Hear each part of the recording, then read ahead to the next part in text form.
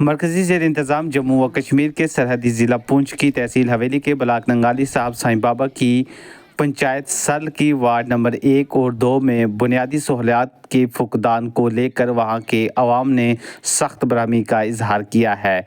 वहां के लोगों ने बताया कि उनकी सड़कों की हालत खस्ता है और उनकी स्कूली इमारत की हालत भी बहुत खस्ता है और वहां के बच्चे गंदा पानी पीने पर मजबूर हैं। उन्होंने मौजूदा हुकूमत से मुतालबा किया है कि वो उनके मसाइल का जल्द से जल्द अजाला करें। मज़ीद इस ज़िमन में उनका क्या कहना था, आइए देखिए हमारे इस ख़ास और मुफस्सल रिपोर्ट में।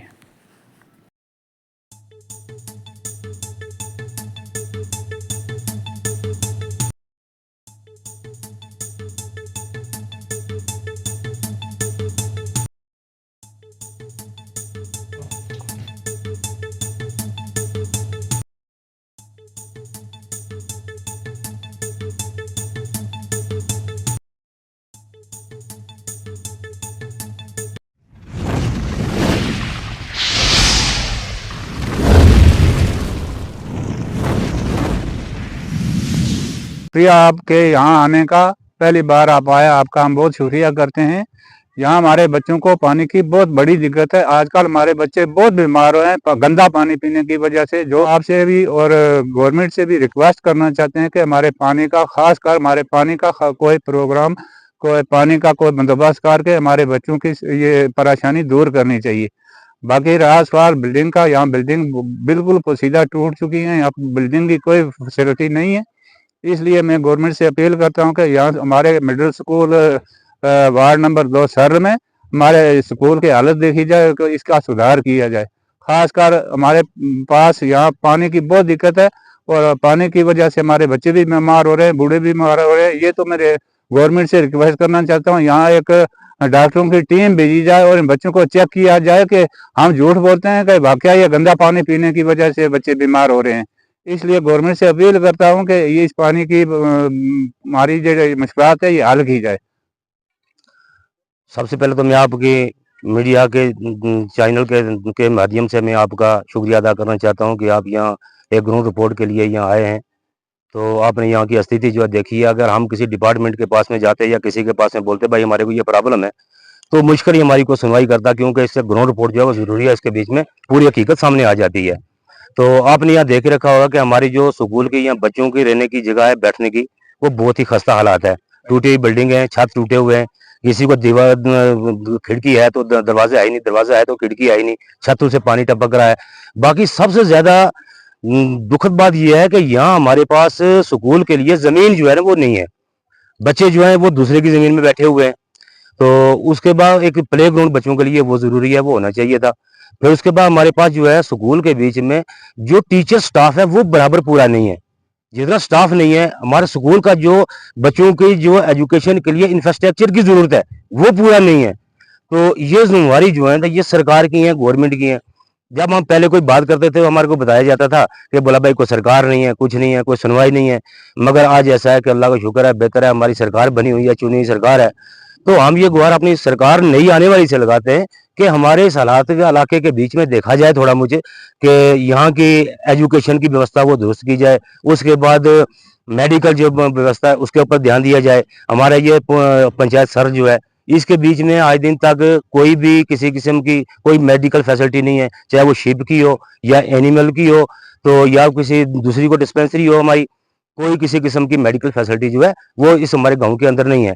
उसके बाद हर गांव के बीच में इधर देखा जाता है कि मैं देखता हूँ कहीं भी कि भाई कोई ये मैरिज हॉल बने हुए हैं, हमारे गांव के अंदर कोई मैरिज हॉल भी ऐसा नहीं है। तो उसके बाद हमारी ये लिंक रोडें हैं, तो इनका भी जो है काफी पोर कंडीशन है। ये 1 2 4 5 7 साल पहले किसी ने आए थे, आगे किसी ने 2 लाख का 3 लाख का कोई काम करवाया, छोटा मोटा करवा के वो चले गए। उसके बाद ये रास्ते जो है चलने लायक भी नहीं रह गए, तो इनकी भी कंडीशन बहुत बुरी है। फिर उसके बाद ऐसा है कि ये जो 2 नंबर वार्ड है, 2 नंबर वार्ड के बीच में हम इस टाइम में खड़े हैं स्कूल के बीच में। 2 नंबर के वार्ड की जितनी है पब्लिक है और 11 नंबर वार्ड में कुछ पड़ता है ये एरिया।